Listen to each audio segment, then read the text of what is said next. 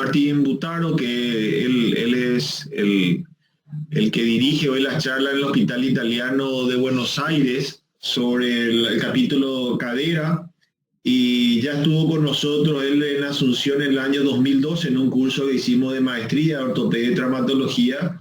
Realmente unas charlas sorprendentes, y hoy continuamos. Vamos a ver un poquito qué nos dice en relación a esa charla que tuvimos en ese entonces. Se estuvo acordando del percance que tuvimos aquella vez en el vuelo por el retraso. La verdad que se retrasó un día por la tormenta que se había desatado, y que tuvo que dar casi 10 horas seguidas de charla, juntando los 2 días, y sobre todo esa buena predisposición que tiene el doctor Butaro, al cual, por supuesto, me hace recordar a su padre, que fue mi jefe en el Hospital Fernández, al cual tengo muy gratos recuerdos de él.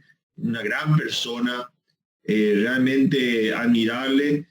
Y por supuesto, con Martín, que es su hijo, no podía haber sido diferente. Realmente me emociona cuando hablo de tu papá, Martín, porque realmente, aparte de ser un excelente profesor, fue una muy grata persona. Yo te había dicho por qué había pasado, pero realmente me sorprende, uno de los mejores profesores que tuvo, no solamente como profesional, sino como por su calidad de persona. Y yo no creo que vos seas diferente, Martín. Ya nos estás demostrando por segunda vez, la verdad que varias veces ya, porque estuve en Buenos Aires, nos recibiste también con el doctor Caviglia, con el profesor Caviglia. Así que, Martín, yo creo que la gente que hace cadera te conoce perfectamente, y nos acompaña también el doctor Ignacio Ñatilla, que estuvo la vez pasada en la charla de osteonecrosis. La verdad que le agradezco en demasía, le agradezco al doctor Fabián Landa, que está también ahí en el auditorio. Martín, te dejo para que hable, porque al final acá vos sos la estrella del día. Bueno, muy buenas tardes a todos. La verdad que es un gran placer estar en este webinar de reconstrucción acetabular. A mí también me emociona mucho no solo hablar de mi papá, sino recordar las épocas en que vos eras mi jefe de guardia en el Hospital Fernández. La primer guardia de mi vida, en el segundo año de medicina, la hice con José, y durante 2 años fui todos los miércoles, creo que eran, o martes o miércoles, que estábamos de guardia. Íbamos a las 8 de la noche y nos íbamos a las 8 de la mañana, y nos sentíamos traumatólogos. Así que la primera vez que vi en mi vida poner una tracción esquelética fue a José, los primeros yesos de mi vida, irme con los zapatos manchados de blanco. Así que tengo un recuerdo espectacular de él, del doctor Serazuolo, así que eran también compañeros de guardia. Fue una de las mejores épocas de estudiante que recuerdo. Así que bueno, es un placer también estar con Nacho Ñatilla, que bueno, además de ser amigos, estuvimos muchos años en el hospital juntos. Sé que está Fabián del otro lado, así que le quiero mandar un gran abrazo. Y después de esas 10, 11 charlas que di hace unos cuantos años, me imagino que no se recordarán nada, así que voy a tratar de dar un resumen largo, porque me pidieron que hable bastante, de lo que son las opciones reconstructivas que he visto en el centro donde yo trabajo hace 20 años, y que las he tratado de encasillar en 10 métodos reconstructivos como para que quede ordenado. Voy a compartir la pantalla, no sé si están viendo ahí. ¿Se ve bien? Sí. Perfecto, Martín. Bueno, y estas son las opciones o los pacientes que vemos hoy, ¿no? Cada vez con mayores defectos óseos. Obviamente, y por suerte, no son todos así. Así que antes de empezar con las opciones más complejas, me gustaría decirles lo que no les recomiendo que hagan en cirugía de revisión acetabular. En principio, no les recomiendo que hagan revisiones cementadas, o sea, sacar un implante fallido, cementar con presurización y ya. Eso está asociado a muy malos resultados, porque el cemento nuevo no va a poder interdigitar en ese hueso que está dañado por una prótesis fallida previa. O sea que las indicaciones de este método son muy, muy limitadas en pacientes de bajísima demanda funcional. La tasa de re-revisión en pacientes que en los cuales se recementa un implante acetabular es bastante alta a corto plazo y no ha mejorado con las técnicas de cementación moderna ni con cementos de buena calidad. Otra de las cosas que no les recomiendo es que coloquen un centro de rotación alto. ¿Por qué? Porque ese centro de rotación va a estar sometido a una biomecánica alterada y eso se asocia a aflojamiento precoz y a complicaciones como marcha en Trendelenburg, impingement e inestabilidad. Esto lo vi con mis propios ojos, un paciente que llegó al italiano, que le habían hecho una prótesis de hombro, pero con una prótesis de cadera, y es nada más un ejemplo para que recuerden que el centro de rotación alto no está recomendado en la revisión acetabular. Ahora, con una copa de metal trabecular, dentro de unos años nos vamos a dar cuenta, quizás en pacientes muy específicos como este joven, con unos 150 kilos de peso, quizás con una copa de metal trabecular a largo plazo, estos aflojamientos precoces que se han visto con copas convencionales no se vean. ¿Qué es lo que sí les recomiendo? Lo más simple, digamos, en cirugía de revisión acetabular es la técnica de cemento en cemento acetabular. No sé si la conocen, en el fémur es muy conocida, pero este es un ejemplo en el cual podría ser útil. Este es un paciente de 82 años que yo le hice una revisión acetabular aislada con una copa de metal trabecular. Al poco tiempo se empezó a luxar. Esa copa de metal trabecular tiene un inserto que va cementado adentro del tantalio. Entonces, yo le quería poner un inserto constreñido para que no se luxe de nuevo por la edad que tenía el paciente, pero como está cementado era muy difícil sacarlo. Entonces, se me ocurrió, ahí ustedes pueden ver adentro del quirófano, el pool que tenía este paciente y explicaba un poco la facilísima luxación que tenía.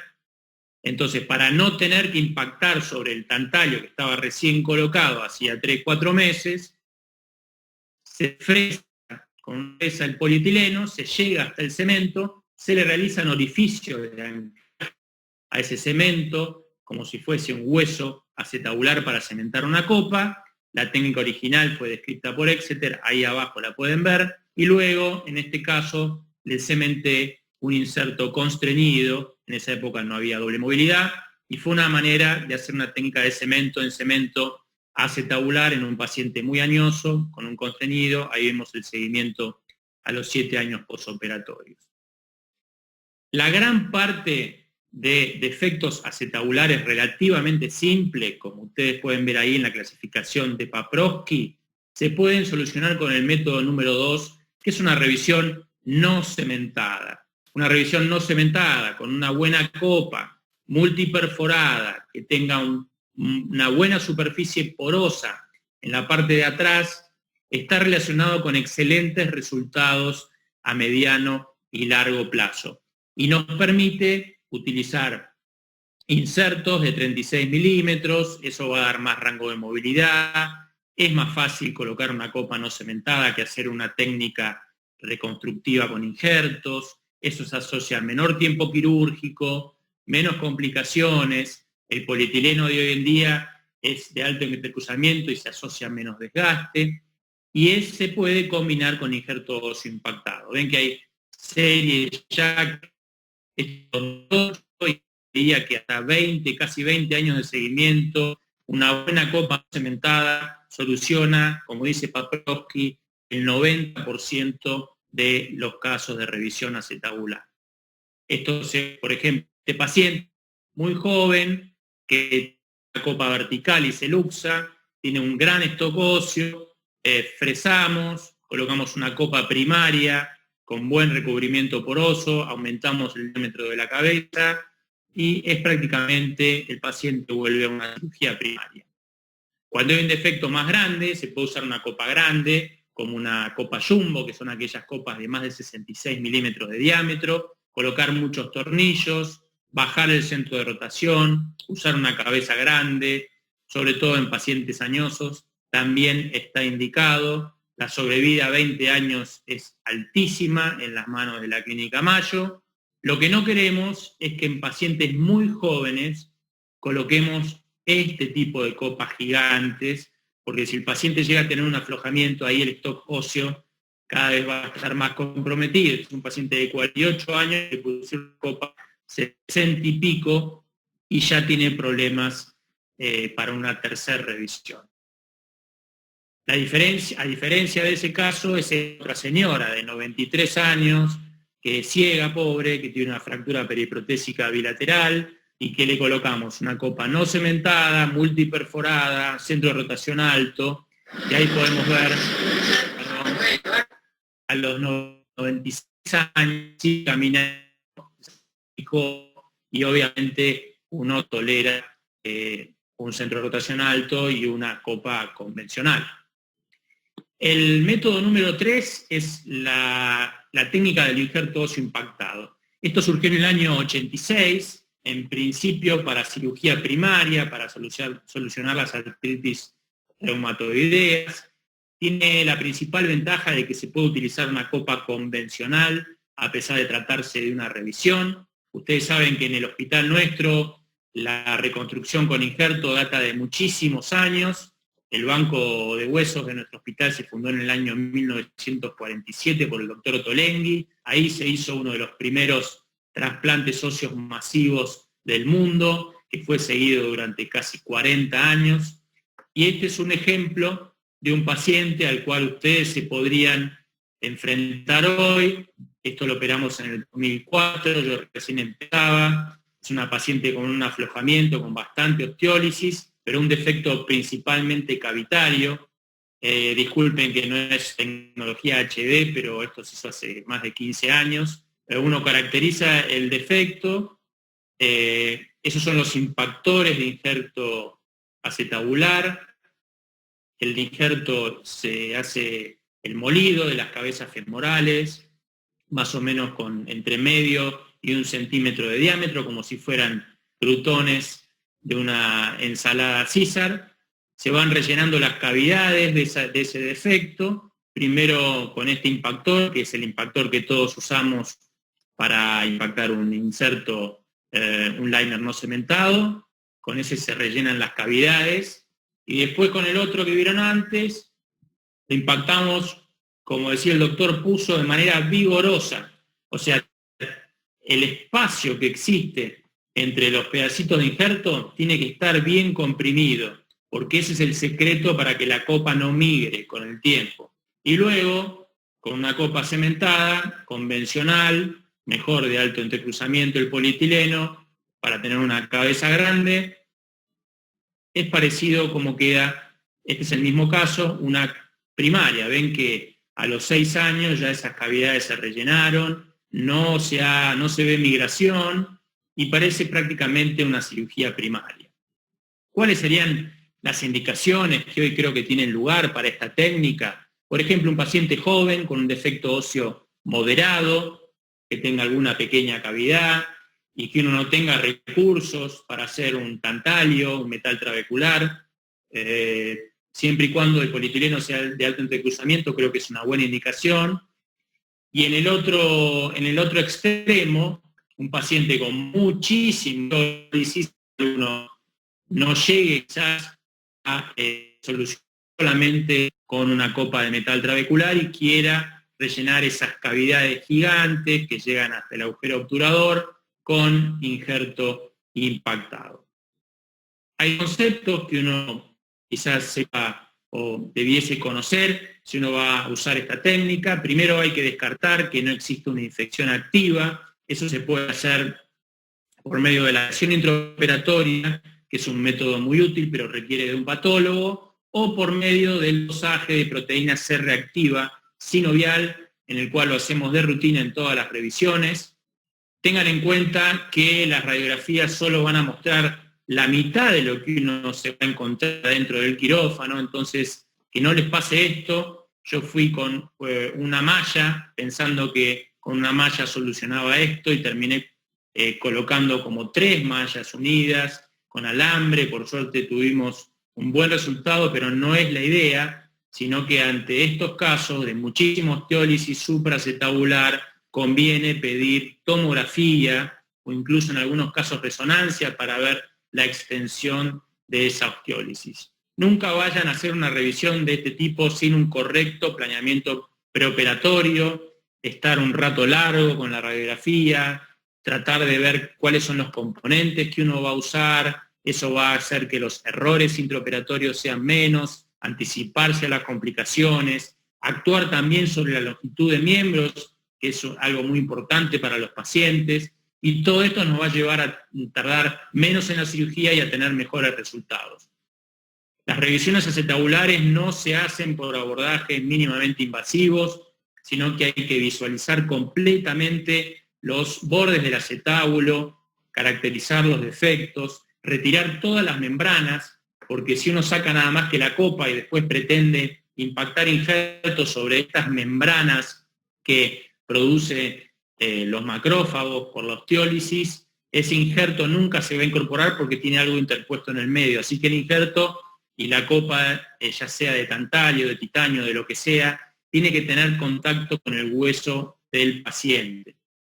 Como les decía, caracterizar los defectos, darse cuenta si es solo cavitario o si es cavitario y también segmentario. Eso se hace sacando los bordes de partes blandas que muchas veces recubren el acetábulo y que si uno no los diseca, no se da cuenta realmente contra el defecto que se está enfrentando.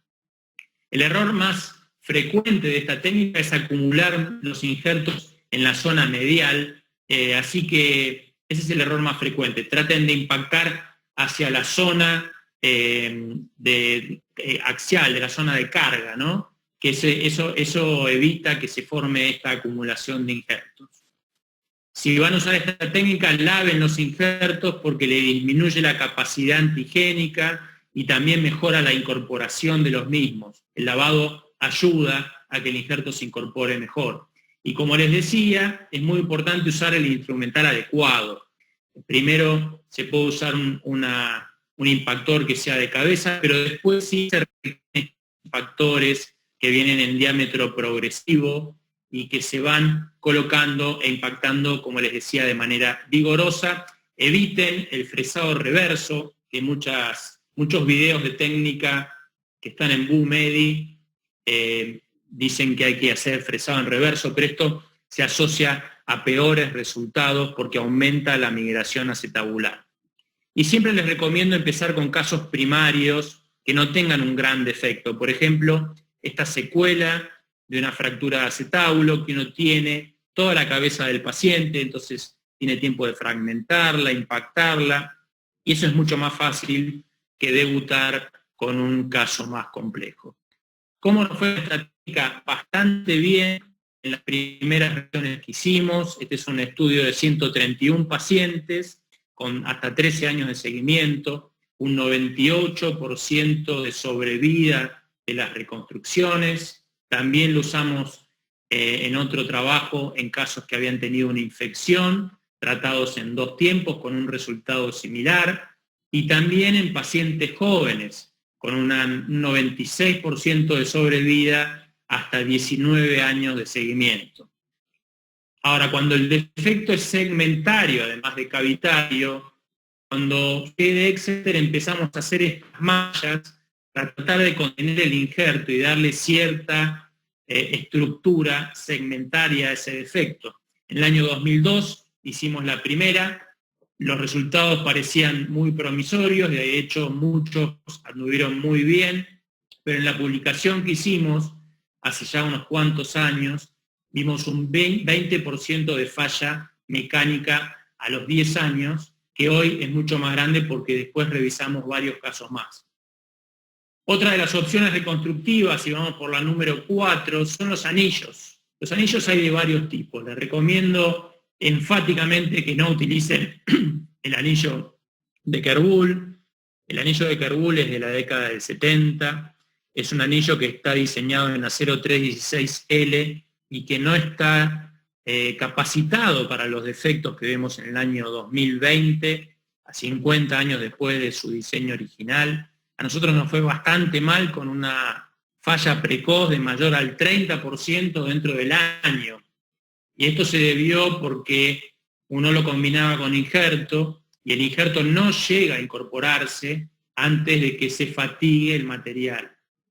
Con el anillo de titanio, que no es trabecular, que es un anillo que se llama GAP, está en el mercado y lo comercializa Stryker, tampoco tuvimos muy buenos resultados en defectos severos. La mayoría eran 3A o 3B y algunas disociaciones, así que tampoco se los recomiendo en casos muy severos, porque pasa exactamente lo mismo. Es un anillo que es un poco flexible, eso se empieza a mover, el injerto se reabsorbe y termina fatigándose el anillo, provocando la misma falla que vimos con el anillo de Kerbuhl.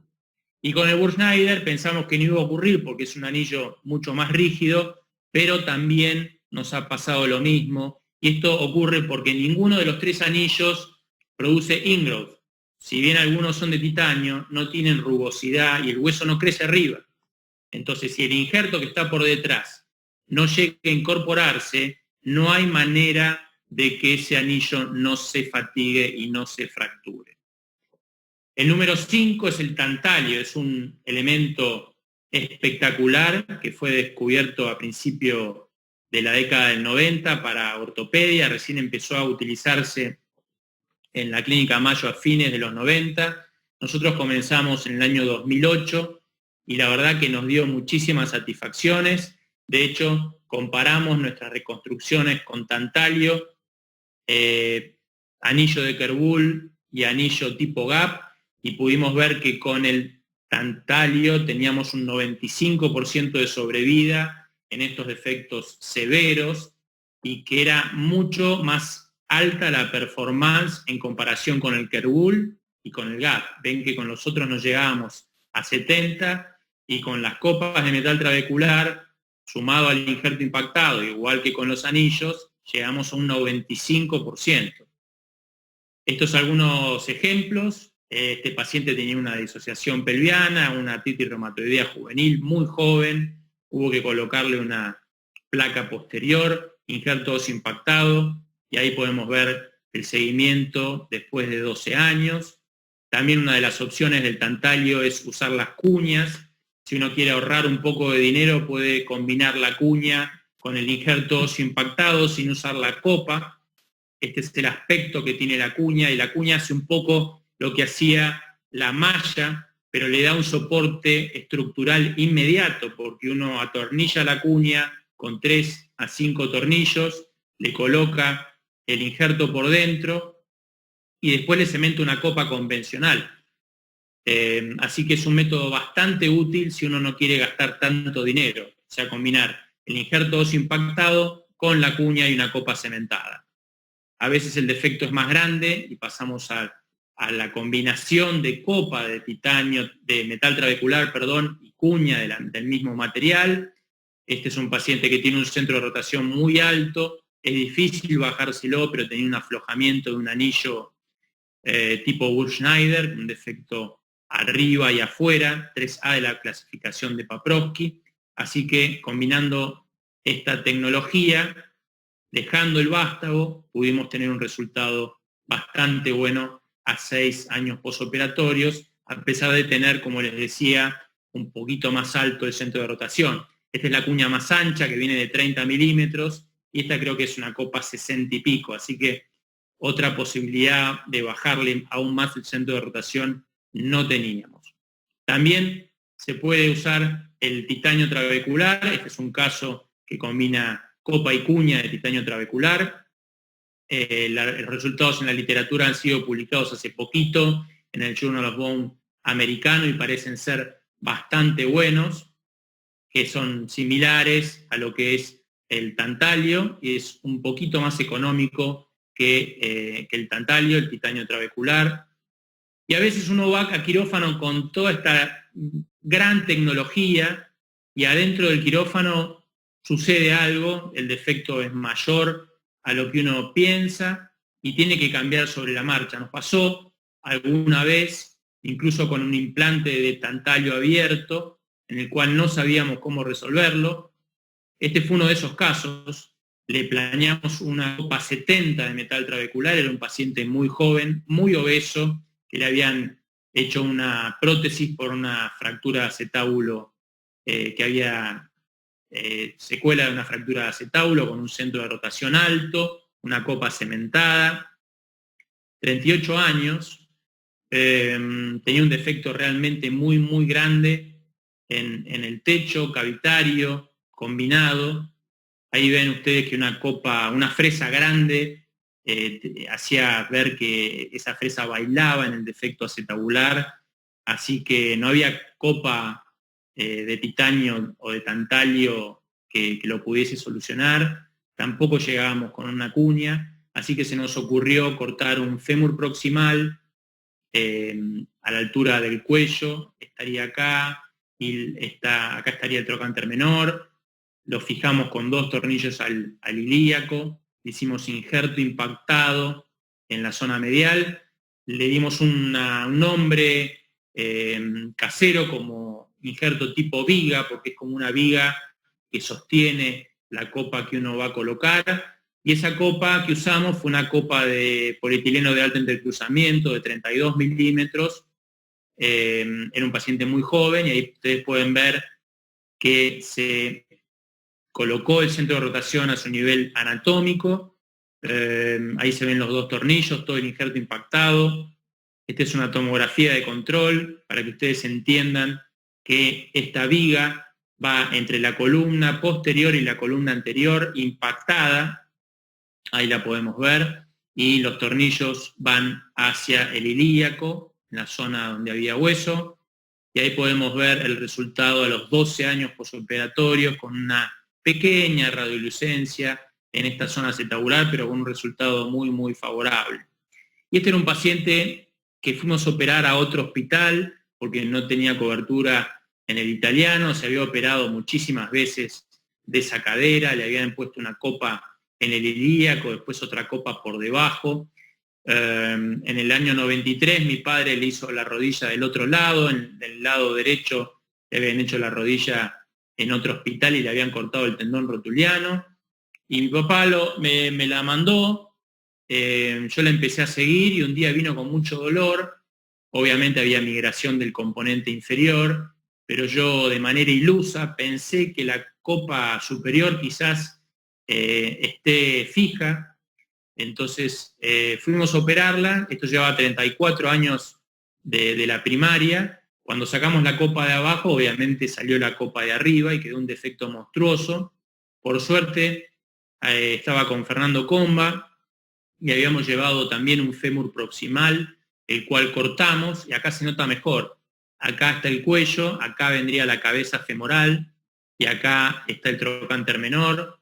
Lo colocamos también impactado entre la columna anterior y posterior, con 2 tornillos al ilíaco y 2 tornillos al isquion. Hicimos unos orificios de anclaje para que ese cemento nuevo se interdigite. Este era cemento viejo, que lo dejamos de marcador porque lo veíamos en la radiografía, para saber que estemos en el lugar adecuado. Y le cementamos una copa primaria en una paciente muy añosa, de 28 milímetros. Así quedó la radiografía posoperatoria. Estos 2 tornillos son de la copa hacia 34 años, y nosotros le pusimos estos 2 y estos 2 hacia posterior. Ahí vemos la oblicua, y acá la podemos ver a la señora que a los 91 años sigue caminando. La rodilla, recuerden que tiene una sección del tendón rotuliano, pero es una cadera que sigue funcionando. La rodilla izquierda sigue funcionando, que es la que le operó mi viejo, así que la seguimos viendo con muchísimo seguimiento, y a pesar de tener mucha edad, todo ese injerto estructural que le colocamos ha tenido un buen resultado.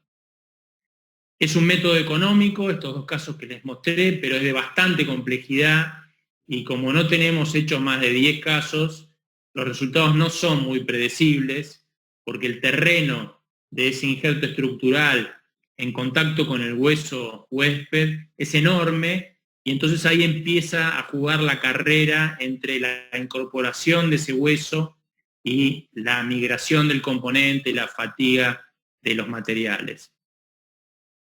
El cap cage es algo que usan muchísimo los norteamericanos, nosotros tenemos menos de 10 casos también.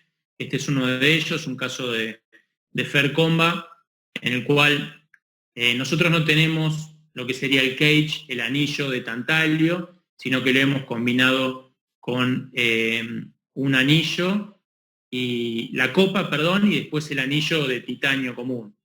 O sea, se llama cap cage porque primero se coloca la copa de tantalio y después el anillo. Primero va la copa. Ahí abajo, ustedes la pueden ver, acá ya está puesta con el anillo y ahí ya está el componente cementado. Pero ven que es un defecto realmente muy, muy importante, realmente muy cavitario, no tan segmentario, pero sobre todo está indicado en defectos que sean o disociaciones pelvianas o defectos realmente muy, muy importantes tipo 3B. Este es el resultado que tuvo Fernando a los 4 años posoperatorios, que ha sido muy, muy bueno, pero obviamente es un método bastante costoso. Hace ya 2 años que les voy a compartir el método número 9, que es la aplicación de tecnología tridimensional hecha en el país a medida hecha con la tomografía del paciente. Esto es algo que no lo hacemos hace mucho tiempo, pero que realmente lo utilizamos cada vez más. Este fue el primer caso que hicimos en un paciente de 53 años, con unos antecedentes psiquiátricos muy importantes, que había tenido una secuela de fractura de acetábulo, con varias revisiones previas, un vástago de Wagner larguísimo y fijísimo, así que decidimos no cambiarlo. Nuestra primera opción fue hacerle una copa y una cuña, que eso era la máxima tecnología que teníamos en el 2018. El paciente anduvo muy bien, le quité los puntos y desapareció. Obviamente le habíamos dicho que entre 3 y 6 meses iba a estar sin carga parcial, 3 meses sin carga y otros 3 meses con carga parcial.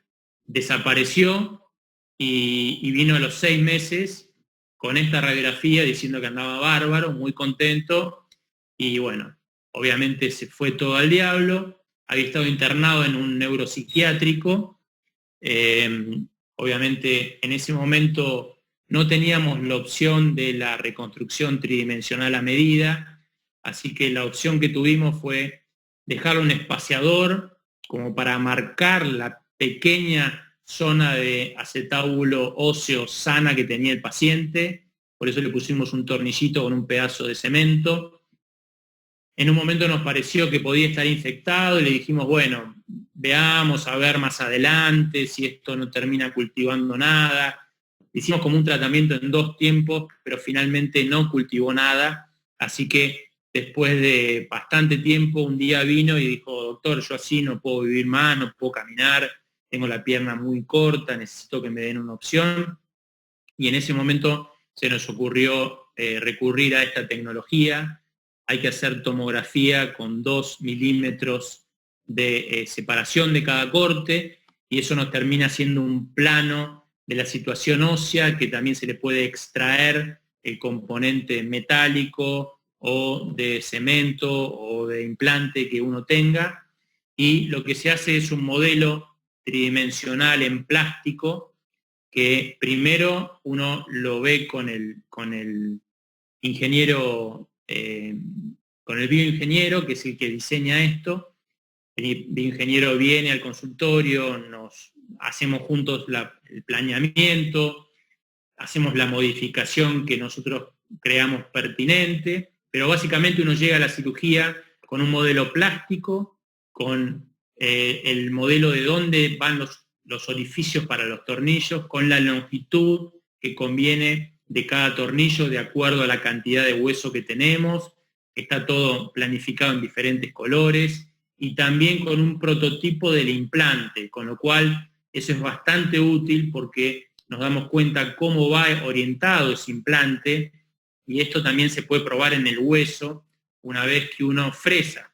Ven que después de fresar, ahí está colocado en el paciente, estamos conformes, colocamos el implante definitivo que se impacta y generalmente tiene muy buen agarre, y luego colocamos los tornillos Estos 2 tornillos o estos 3 tornillos es lo más importante en este tipo de reconstrucciones complejas.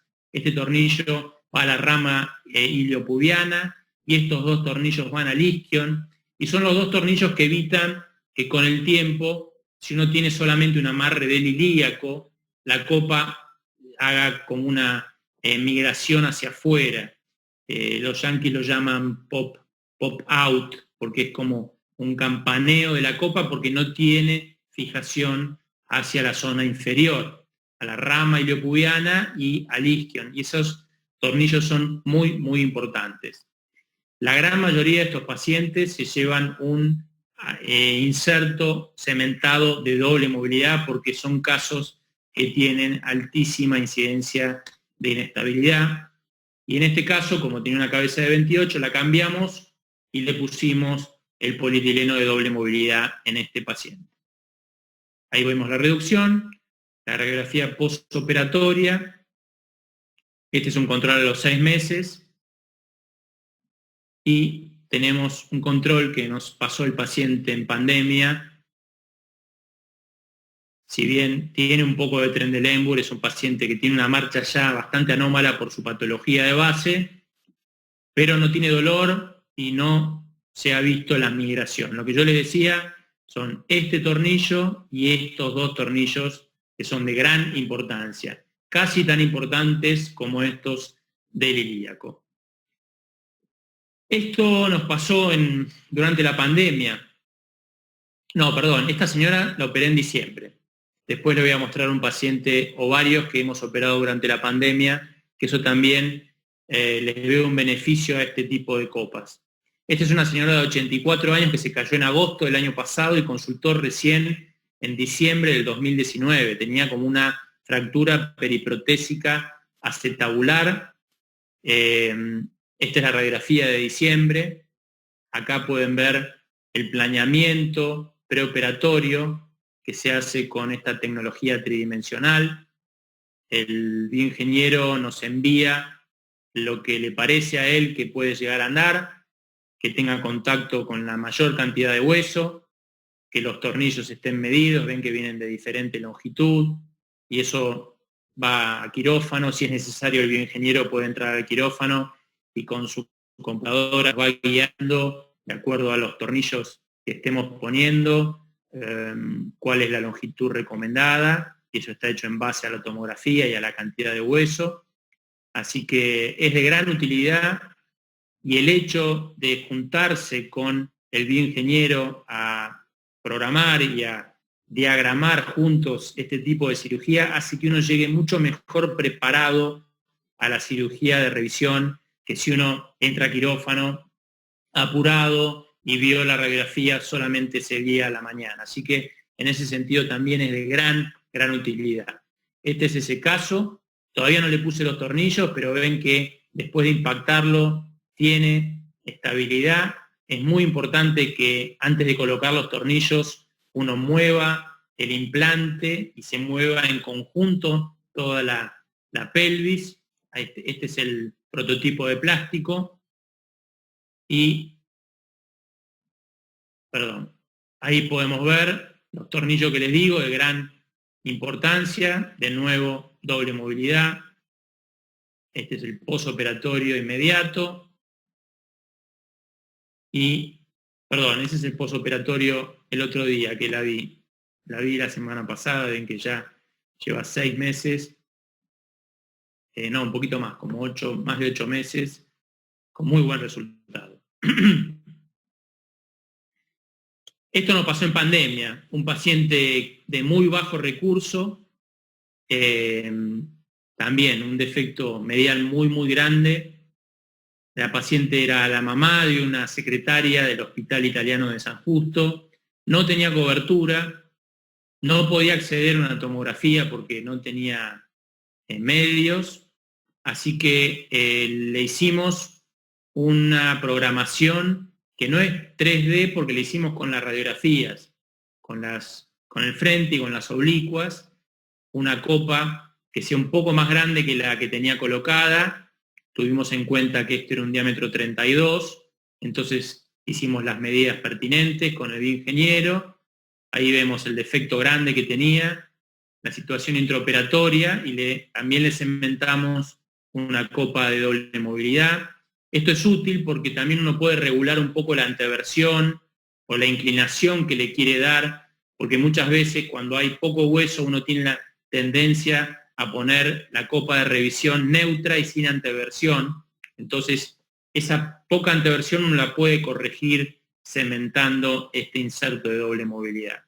Este es otro caso que hicimos a distancia, sin tomografía, un paciente del Chaco que tenía una ruptura del mecanismo de seguridad de esta copa Harris Galante con una destrucción masiva y una metalosis impresionante, así que también le diseñamos un implante en titanio trabecular con esta metodología a distancia.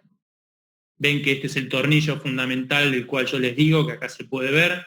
Es más largo de lo que se ve, pero como es un poco oblicuo, siempre parece más corto en la radiografía.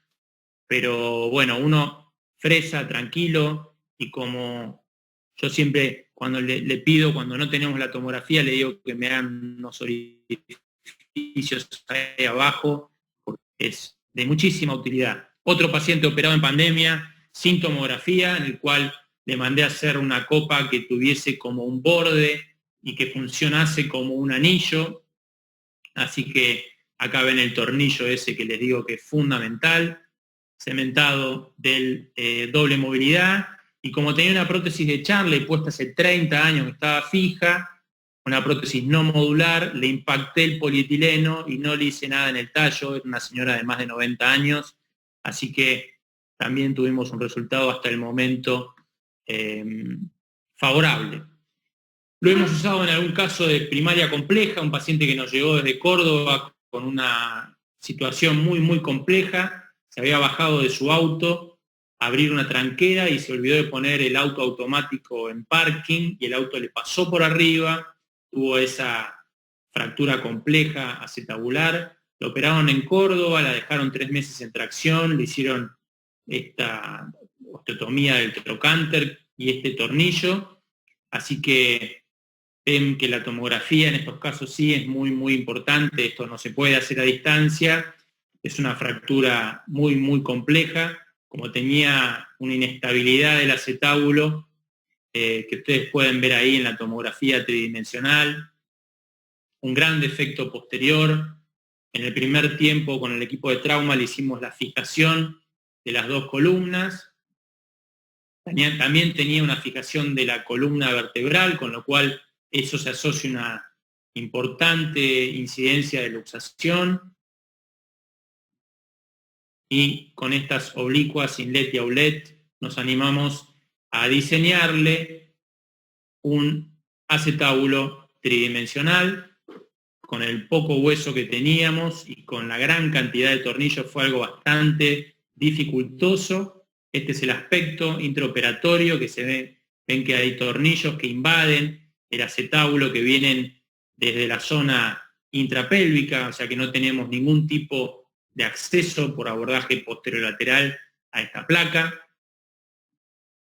Y ahí pueden ver que seguía existiendo una inestabilidad, una disociación pelviana. Ven que se mueve toda la columna posterior sin haber movimiento de la columna anterior.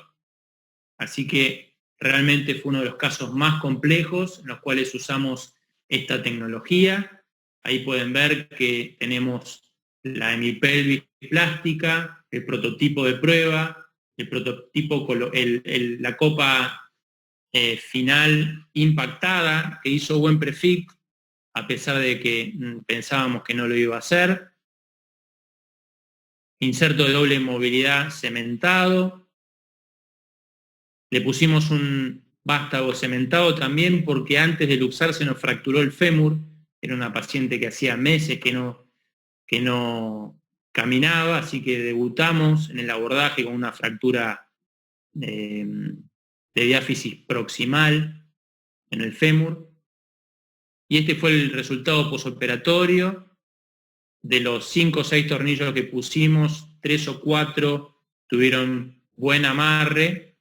Ahora lleva un año, sigue caminando con una muleta o un bastoncito, tiene un poco de Trendelenburg, pero no ha migrado nada y no tiene dolor. Así que creo que esto fue más complejo que una revisión, pero tenía ganas de mostrárselo porque es una indicación que puede ser válida en un paciente de este tipo.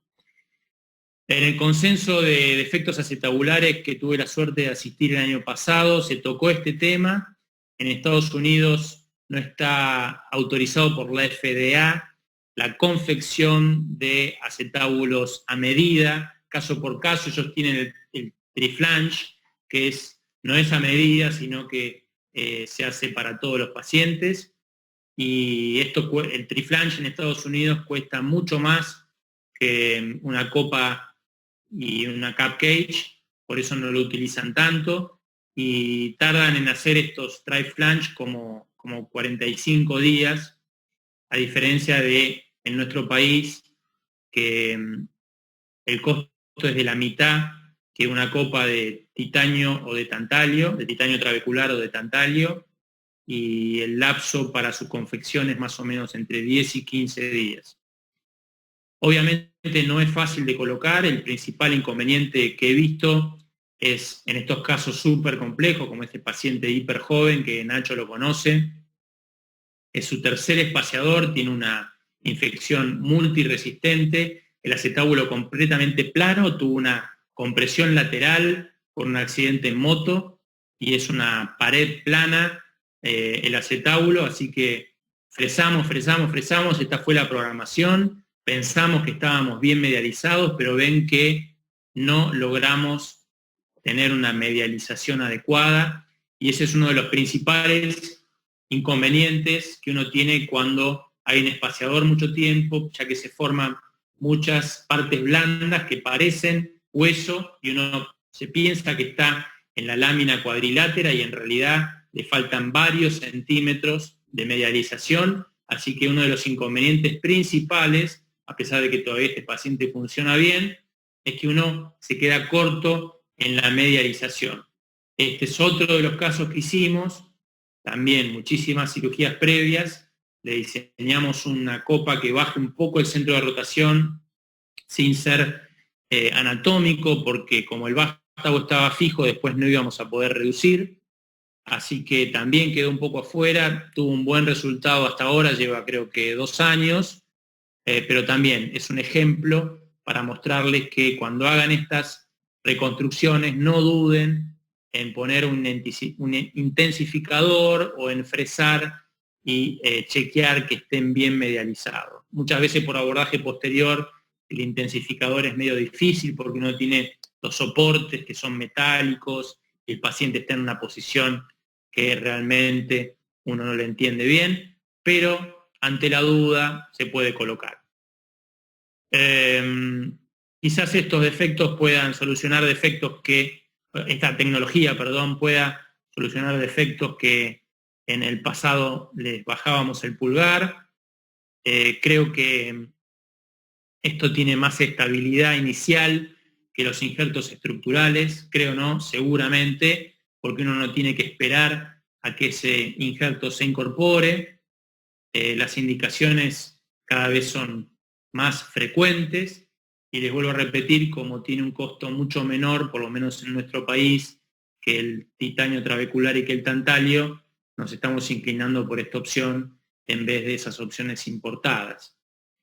La opción número 10, y con esto vamos terminando, es la Girleston.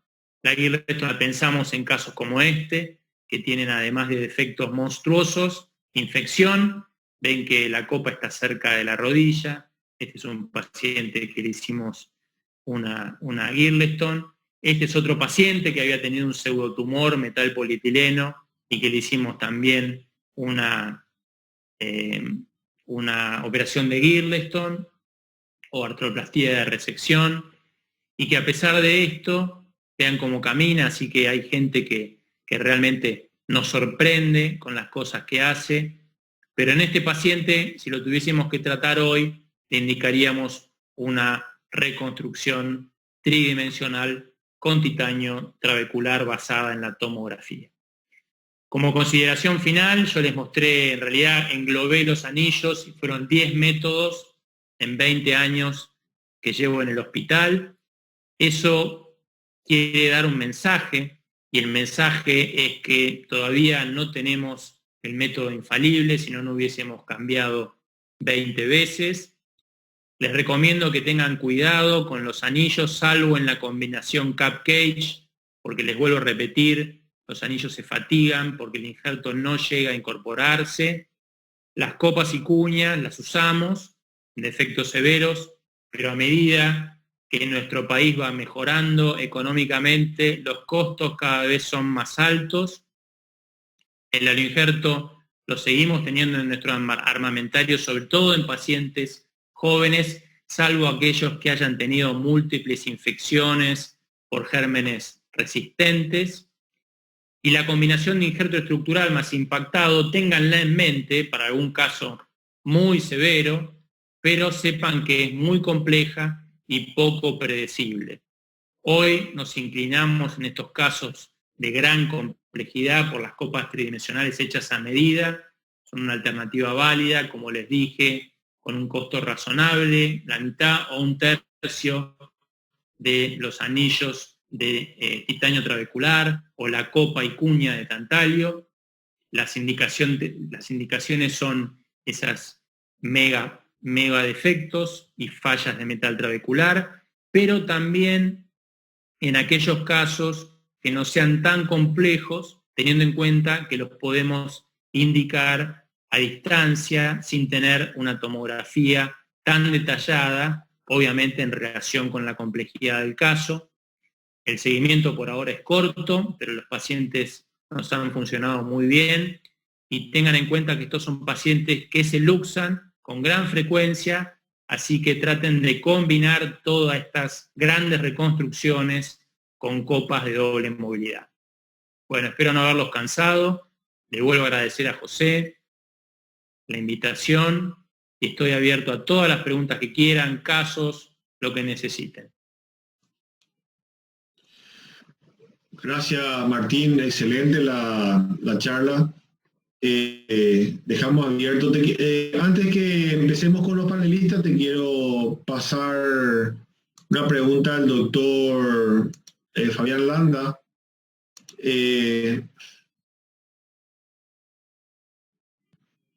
Un ratito, preguntas.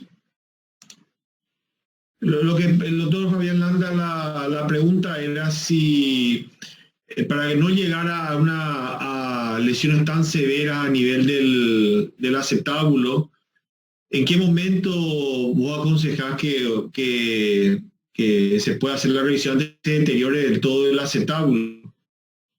O si hay algún signo de mal pronóstico para la indicación de revisión precoz del acetábulo. El doctor Landa pregunta eso, Martín. Sí, es buena la pregunta. Signos de mal pronóstico, depende mucho de la copa. Cuando uno ve que el paciente tiene una copa o Harris galante o con un mecanismo de seguridad que pueda ser defectuoso y siente de un día para el otro como lo que se llama el signo de la molienda, ese paciente es para decirle que no pise y hay que hacer una revisión precoz. No al otro día, pero ya darle una fecha. Porque el movimiento del cromo cobalto sobre el polietileno y el polietileno sobre el titanio de la copa hace que, como si fuese una lija, desaparezca el polietileno en muy poco tiempo, y si el cromo cobalto empieza a tocar contra el titanio de la copa, se produce esas metalosis como yo les mostré en alguna foto. Así que ese sería un caso para darle muchísima importancia. Otros casos que por ahí uno los va siguiendo y que tienen un desgaste y que todavía les queda un poco de polietileno y que no tienen síntomas, son difíciles de indicarles una revisión, porque siempre hay que acordarse de que es casi imposible mejorar una cadera asintomática. No sea cosa que uno se apure a cambiar un polietileno y que el paciente después tenga una infección o que empiece con una inestabilidad y estemos mucho peor de lo que estábamos antes. Así que generalmente tratamos de que el paciente tenga algún síntoma Y las que revisamos asintomáticas son aquellas que le queda poco y nada de polietileno. Perfecto. Acá el doctor Cárdenas pregunta si es posible realizar el injerto acetablo completo banco tejido. Lo que No es tenemos experiencia. La gente de tumores tiene alguna experiencia en tumores de la pelvis, pero la verdad que la tasa de pseudoartrosis de esos trasplantes óseos masivos acetabulares es altísima. Así que yo no recuerdo que hayamos hecho ninguno en el hospital. Hay una experiencia muy grande en Barcelona, el grupo de Vilarrubias, pero la verdad que todos los casos que siempre le vi eran pedazos de acetábulo, no eran acetábulos completos. Y bueno, ellos muestran cientos de casos.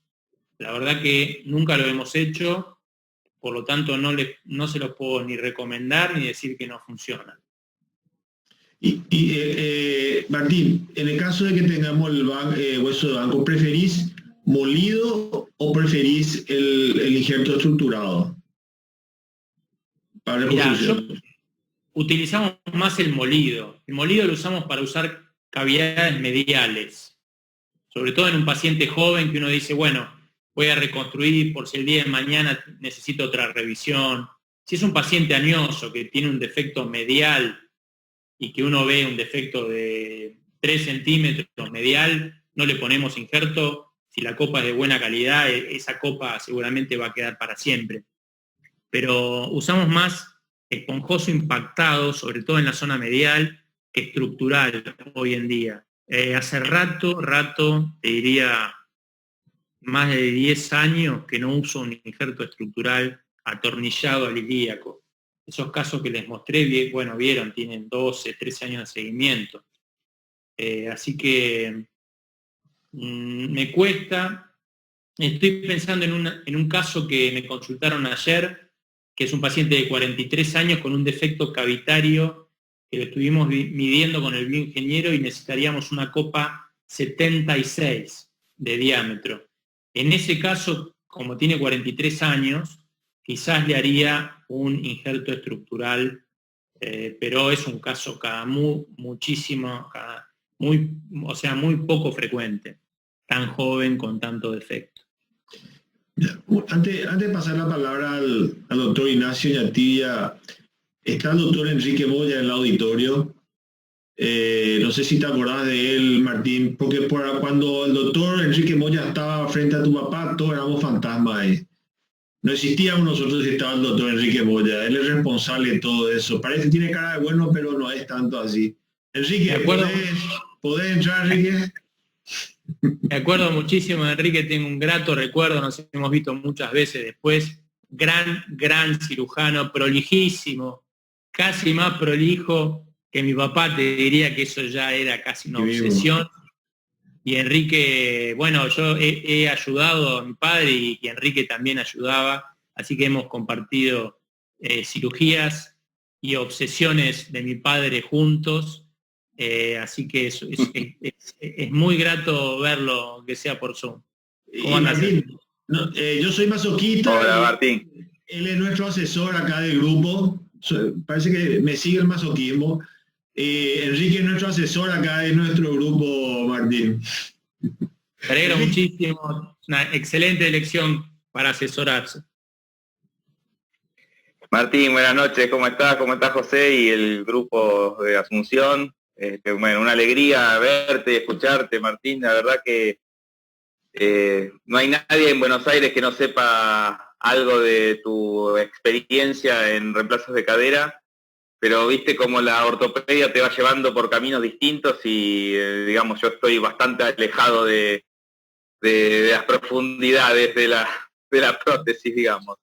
Pero un gran gusto escucharte, ver tus casos, cómo los presentás y cómo haces que algo tan complejo parezca posible, que es una de las cosas que les trato de transmitir al grupo de José, a Capello, que digamos hay que poner a hacerse las cosas y que progresivamente se puede llegar a hacer cosas cada vez más complejas, pero bueno, sin duda vos tenés una inmensa experiencia, sos reconocido mundialmente en tu métier y lo estás demostrando acá con esta charla. Me encantó escucharte, digamos, vos sabés que yo tengo grandes recuerdos de tu padre y tuyos también, pero bueno, con tu padre trabajé años y digamos, trabajamos en equipo con él y digamos, creo que aprendí muchísimo de todo lo que él me transmitió con el inicio de los reemplazos articulares. Después, bueno, tomé otro camino en mi profesión, pero sin duda uno no olvida sus inicios y de que se tratan estas cirugías de reconstrucción, ¿no? Así que, bueno, no tengo mucho para aportar desde lo científico, pero sí desde los afectos. Siento un especial afecto por tu familia y por vos y por lo que fue tu padre. La verdad que para mí es un hito de mi formación. Así que un placer escucharte y pensaba también cuando vos hablabas de poner el fémur en el acetábulo, ¿qué diría Ottolenghi, no? De ver cómo esto, digamos, se desarrolló y cómo las ideas del ser humano van provocando situaciones impensadas para el primero que se le ocurrió hacer algo de esto, ¿no? Es decir, la verdad, fantástico. Me impactó mucho ver el caso que mostraste, los dos casos que mostraste, por lo menos los que yo pude ver, de la metáfisis femoral en el acetábulo. Fantástico. Bueno, muchísimas gracias, Enrique. Un gran gusto verte de nuevo. Estás igual que cuando hacías guardia con José y conmigo en el hospital, así que me alegro mucho de verte. Muchas gracias por tus palabras. Bueno, gracias, Martín. Un abrazo grande para todos. Un abrazo para vos también. Gracias, Enrique. Doctor Iñatibia, que es también del hospital italiano. Doctor, ¿alguna consideración para el doctor, la charla del doctor Hurtado? Nada, antes que nada, muchas gracias por la invitación a presenciar el webinar. Siempre un placer escucharlo al doctor Hurtado. Hemos compartido en muchas cirugías mucho tiempo.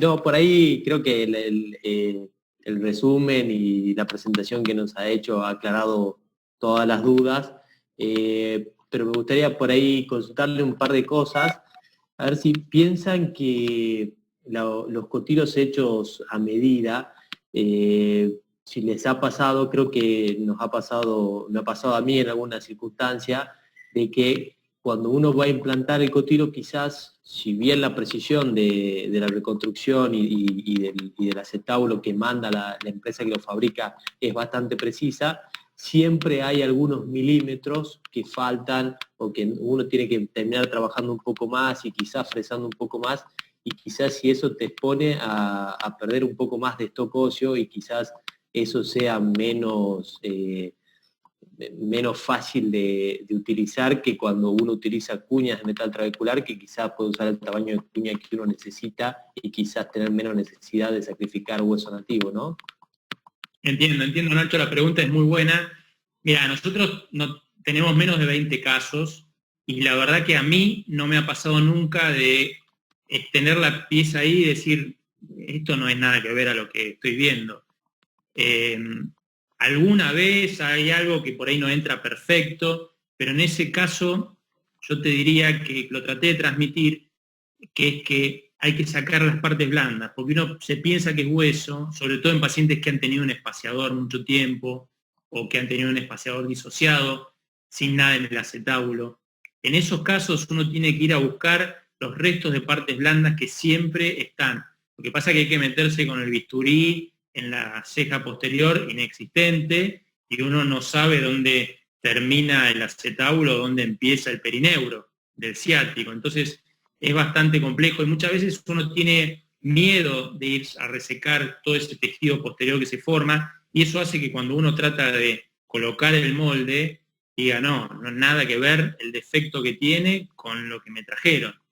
Las veces que he sentido algo de eso fue porque me faltaba sacar partes blandas. Capaz que con otras empresas no hay tanta precisión. Y otro punto que me parece que es clave en esto que vos preguntás es tomarse el tiempo con el bioingeniero para estar de acuerdo con lo que está haciendo. O sea, no dejarle todo al bioingeniero, porque por ahí, digamos, no entiende la parte médica que nosotros sí entendemos. Así que creo que los dos secretos son esos. Tomarse el tiempo de ir y volver con la respuesta inicial, la modificación, bajar un poquito el centro de rotación, hacer ese ejercicio preoperatorio y el intraoperatorio de quitar todas las partes blandas. Creo que con esas dos cosas podría mejorar un poco el fit de esas piezas a medida.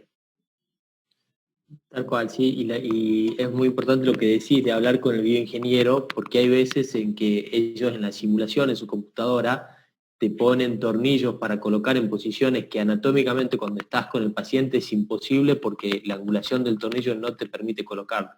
Entonces es muy bueno el detalle que decís, que hay que estar bien atrás de eso. Exacto, pero sabés que también vi, Nacho, que teniendo el planeamiento preoperatorio, yo me animo a poner tornillos donde nunca antes me hubiese animado. Esos tornillos que yo señalé varias veces, jamás me hubiese animado a ponerlos ahí, porque uno piensa que toca ahí con la mecha y hay que llamar al bombero.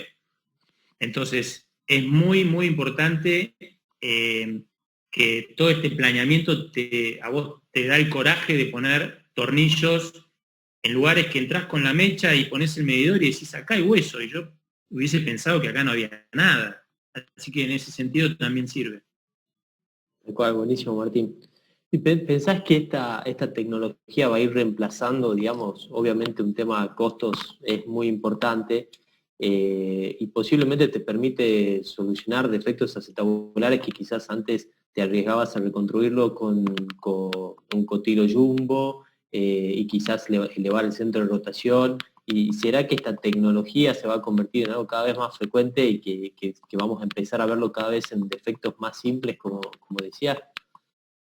Para mí es una cuestión básicamente de costos. Si los implantes importados cada vez van a salir más, porque es lógico, porque el dólar cada vez sale más en nuestro país, yo no sé cómo está la situación del dólar en Paraguay, pero en Argentina, si el dólar sigue así disparado, cada vez va a salir más económico hacer algo local en titanio trabecular, cementándole un doble movilidad nacional, como el que yo les mostré. Así que, más que nada, la economía nos va a ir llevando a eso. Yo creo que una vez que estas reconstrucciones se incorporan al hueso, es difícil que fallen. Si los tornillos son buenos, los tornillos no los hacen ellos, son tornillos que son los tornillos que usamos para las copas de revisión importadas. Si los tornillos son buenos, la copa es el titanio trabecular que uno la roza y rompe el guante, y el doble movilidad está bien cementado, es difícil que eso falle a mediano, a largo plazo. Puede pasar, pero bueno, de la misma manera que puede fallar un titanio trabecular importado o incluso un tantalio. Exacto. Y la pregunta de todos me hacen es, pero si se infecta y el día de mañana tenés que sacarlo, ¿cómo haces?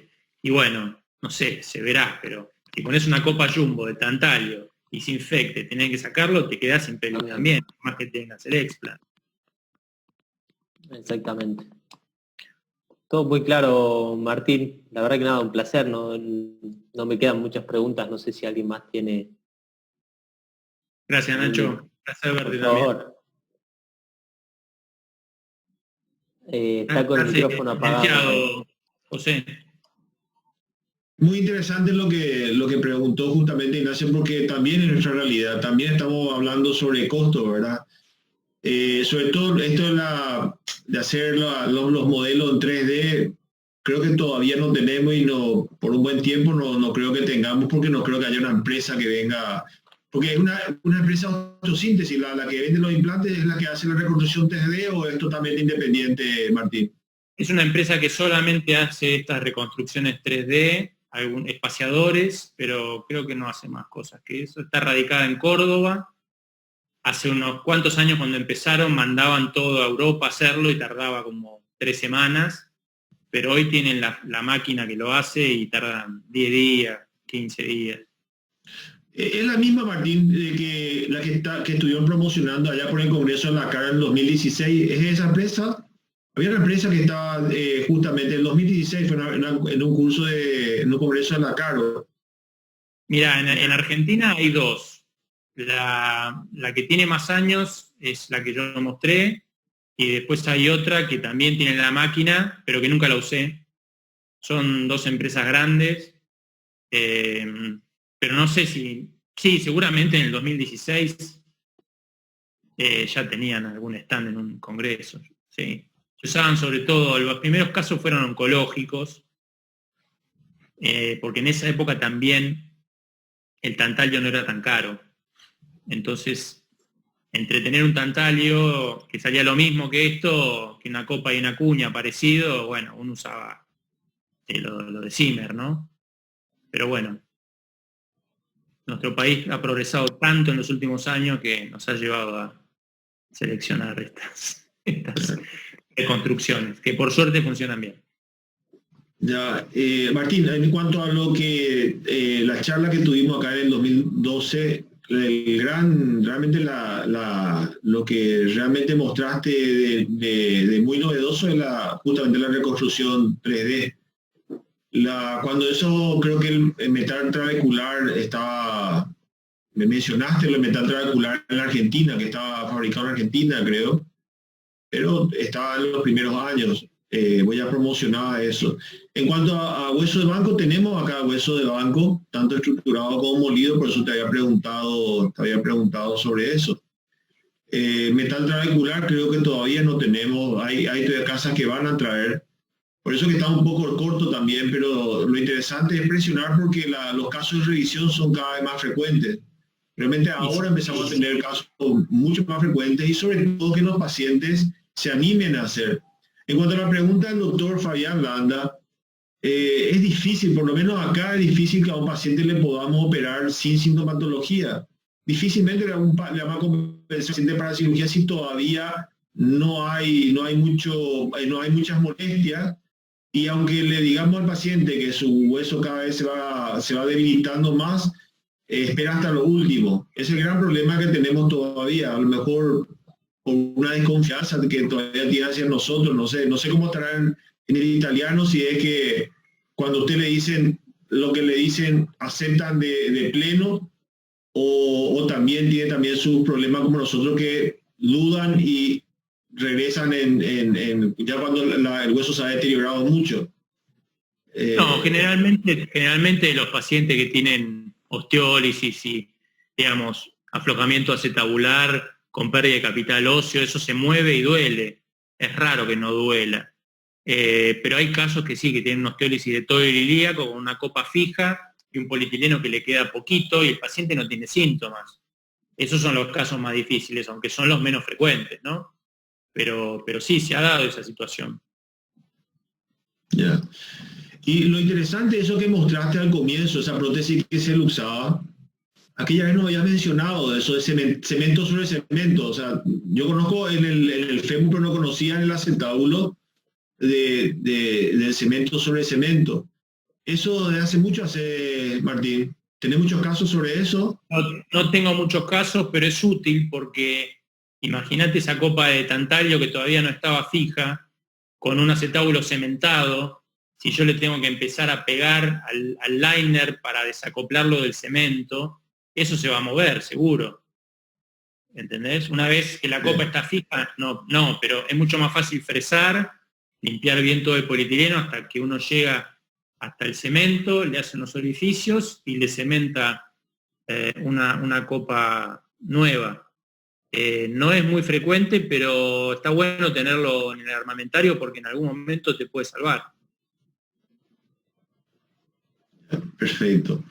En cuanto a... Hay una cosa, Martina, vos le das prioridad a poner la prótesis bien apoyada sobre el techo o hacia la pared medial? Si para que tu acetábulo tenga mejor cobertura tenés que arriesgar la pared medial, ¿qué hace en ese caso? ¿Le hace una prótesis más chica o preferís que tenga un cotilo más grande y aunque eso demande que tenga que entrar un poco hacia la cavidad? Mira, si es sí, te entiendo. Es un poco la pregunta, ¿qué porcentaje de copa tenés que tener contacto con el hueso huésped? Si uno tiene, yo quiero tener buen prefit, aunque la copa quede un poco afuera, la copa de titanio común puede quedar hasta un 50% afuera. Y hay un solo estudio del grupo de Alan Gross que dice que con titanio, con tantalio, mejor dicho, puede tener nada más que un 20% de contacto. Es un estudio difícil de hacer, pero bueno, todo el mundo se agarra de eso diciendo que con tantalio uno necesita nada más que un 20% de contacto con el hueso huésped.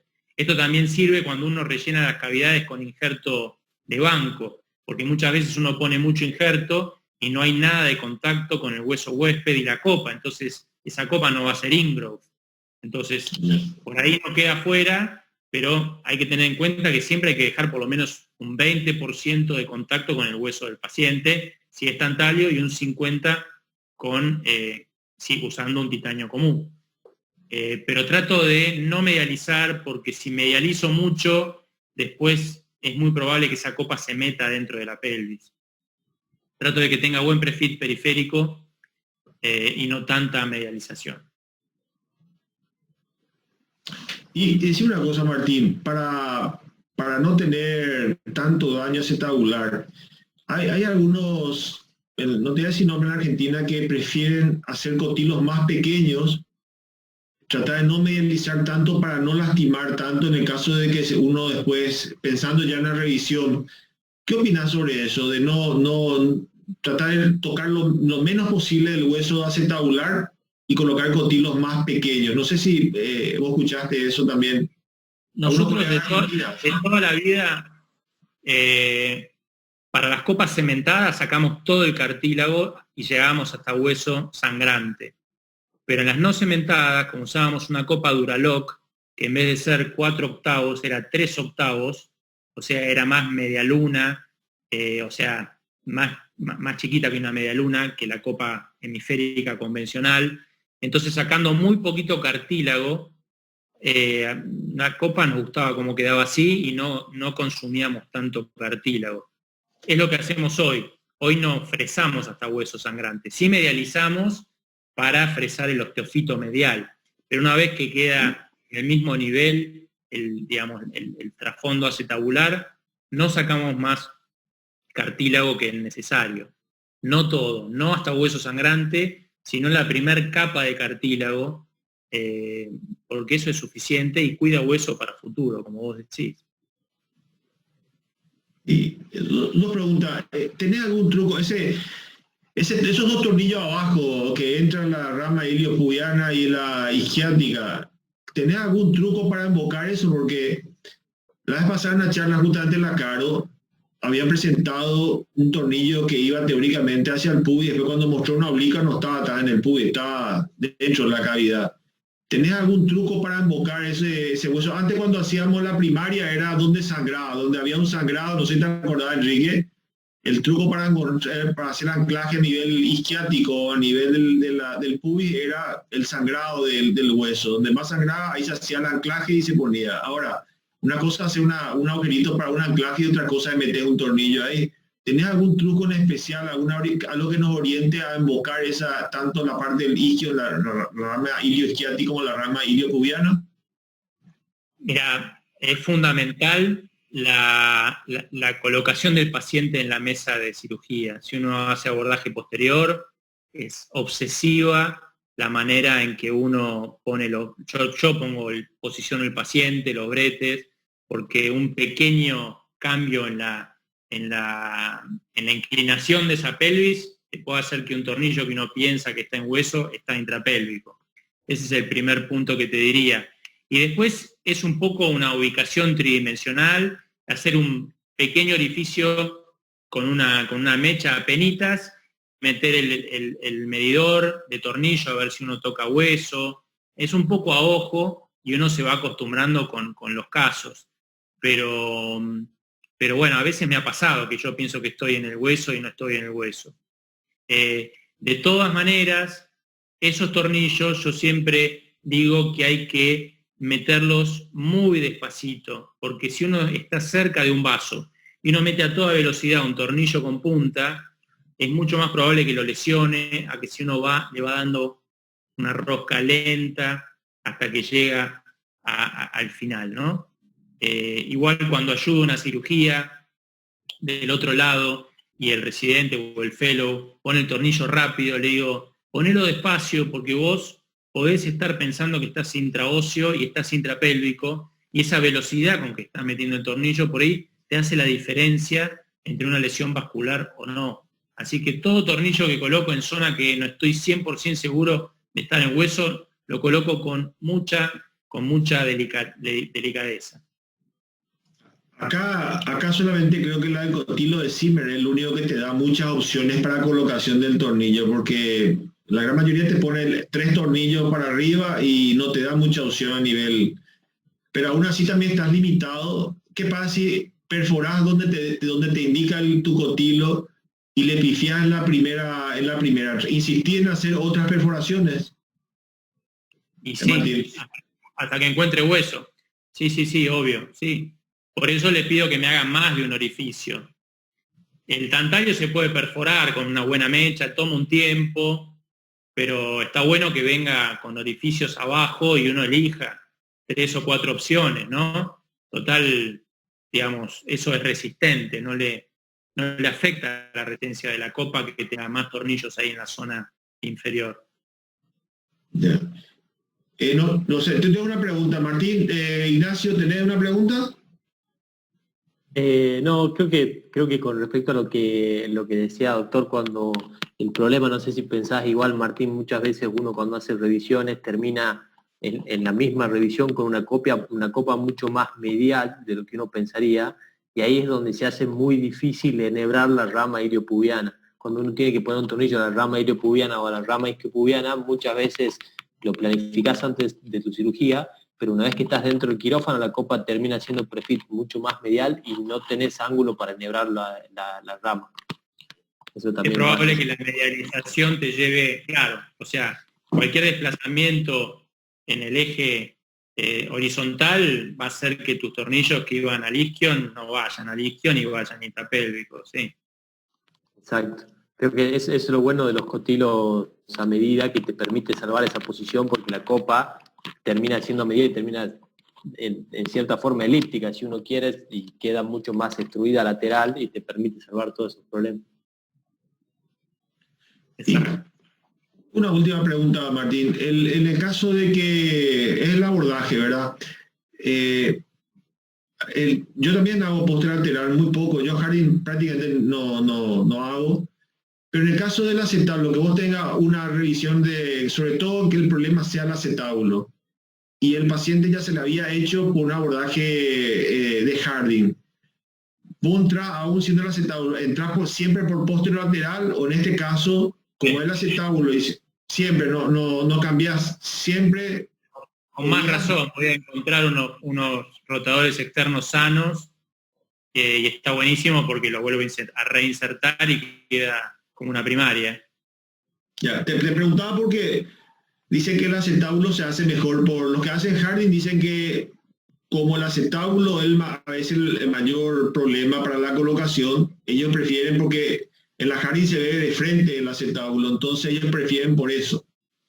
En el caso de la revisión, lo lógico diría, bueno, tenemos el acetábulo más de frente y sería más fácil por la vía anterior. Vos siempre lo mismo usás posterolateral. Siempre posterolateral. Y aparte hay un dato no menor, que es que las copas cuando empiezan a migrar se van a póstero superior. Entonces si vos vas por adelante, no ves bien el defecto póstero superior, porque está tapado, no llegás a verlo bien. Entonces la mejor manera de verlo en directo es por el abordaje posterior, porque es hacia esa zona donde migran y donde los defectos ocurren. Generalmente a esa medial o a póstero superior. Perfecto. Enrique, creo que nosotros todos hacemos por póstero lateral, ¿verdad, Enrique? No sé si en esa época alguien hacía en el servicio por vía de Harding. ¿Qué decía Enrique? No.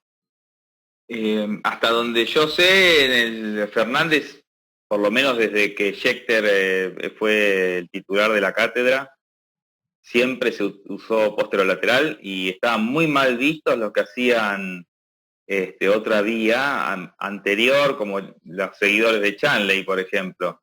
De hecho, es decir, mi papá, que era del Hospital de Clínicas y hacía Chanley, un día tuve un entredicho con uno de los médicos de planta que dijo que todos los que hacían vía anterior ellos pensaban que eran los HDP.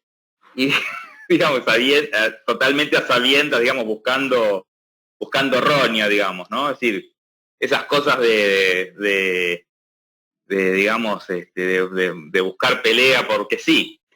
Pero digamos, la vía de abordaje, lógicamente, tiene que estar de acuerdo con lo que uno se va a encontrar después, como decía Martín, digamos, si de la deformidad que va siguiendo la copa te va a dejar el ecuador, digamos, de la deformidad, porque lógicamente un objeto redondo va a provocar una deformidad de la misma forma, y ese ecuador va a estar por detrás, si vos lo abordás por delante, te va a quedar la mayoría de la deformidad lejana a tu visión, porque vos es como si estuvieras viendo el polo sur de la Tierra cuando querés ver el polo norte, y si te va a quedar del otro lado de lo que vos querés encontrar. Con lo cual, digamos, creo que como muchas cosas de medicina, todo depende, pero hay una explicación que da Martín fabulosa como para sostener la vía de abordaje que utiliza, digamos, ¿no? Es decir, porque yo vi la vía de Chanley muchas veces, no sé si alguien la seguirá usando con la osteotomía de trocánter y todos creo que eran 102 pasos, pero me resultó muy compleja, digamos, estando acostumbrado en el Fernández de hacerlo vía posterior, todas las caderas, y bueno, creo que la vía de Chanley era muy compleja para seguir y para hacer, digamos, ¿no? A mí me parecía fácil porque era la única que había visto, pero yo en esa época vivía con mis viejos y casi todas las noches mi viejo me decía, ¿cómo van a fracturar el trocánter para entrar a la cadera? Porque ellos, claro, habían aprendido todo de Schechter, por Müller. Claro. Usaban cabeza 32, a diferencia de la 22, abordaje posterolateral, el tallo de Müller en vez del Chanley. Así que sí, había un poco de pica entre las escuelas quirúrgicas que eran chanlistas y no chanlistas. Exacto, sí. Sí. Era así, digamos, llevado a veces hasta el extremo, como les conté, digamos, ¿no? Pero bueno, cada uno tendrá su preferencia también, ¿no? Yo la he visto hacer muy bien, y la verdad que sí, el acetábulo queda de frente cuando uno lo ve por una vía anterior, ¿no? Pero bueno. Es fácil de orientar, sí. Pero para una revisión, sobre todo el fémur, es imposible porque no da la rotación de la pierna. Es imposible revisar un fémur por vía anterolateral o por vía anterior directa. Hay que ser demasiado habilidoso, y por vía posterior es fácil, es mucho más fácil, es extensible, uno se puede ir a mitad del fémur, y bueno, nada más que están las perforantes, pero si uno las coagula no pasa nada. Pero por vía anterior no da la rotación. Claro, porque va cruzado por arriba del cuerpo del otro lado, digamos, ¿no? Claro. Es bastante complicado el fémur seguirlo. Ya no tiene nada. No. Bueno, antes de dar, ya en Argentina ya es las 8:30, supongo que están presionando para cenar. Antes de dar la palabra a nuestro asesor para las palabras finales a Enrique, le quiero agradecer al doctor Ignacio Oñatilla que se sumó para esta charla. Muchísimas gracias desde Tucumán. También al doctor Fabián Landa, que nos está escuchando, muchísimas gracias por su cooperación. Él justamente acá dice que en otros países como en Inglaterra lo revisan mucho más precozmente, evitan desastres como el que mostró el doctor Martín Butaro. Le agradezco también al doctor Fabián Landa. El doctor Martín Butaro, muchísimas gracias, realmente una charla de mucha calidad. Ahí el doctor Fabián Landa está entrando también. Te agradezco un montón, Martín, por por la confianza hacia nosotros. Sé que creo que la semana pasada, antepasada, estuviste con el profesor Callizo, que también está ahí escuchando. Está un poco tímido, tímido, Álvaro. No, ahí te escriben. Acá el doctor Fabián Landa también está acá, nuestro... Hola, Fabi. Doctor, está mudo tu... El doctor Callizo también se quiere sumar. Gracias, José. Hola, Enrique, Ignacio. La verdad, Martín, una charla superlativa. Te felicito. No quiero que... Muchas gracias. Muchísimas gracias. Hola, Martín. El doctor Hola, Callizo, Álvaro. ¿Cómo están? Muy bien, te felicito, excelente. Diste un pantallazo de alta calidad sobre lo que es una revisión acetabular y creo que nos va a servir de mucho para ubicarnos en... Bueno, ahí vuelve otra vez.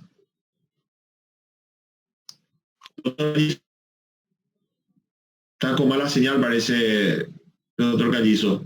Hola, ¿me escuchan ahora? Sí.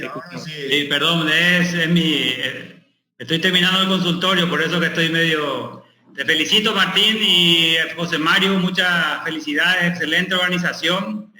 Enrique, Ignacio y al doctor Fabián por asistir, siempre colaborando con la traumatología paraguaya.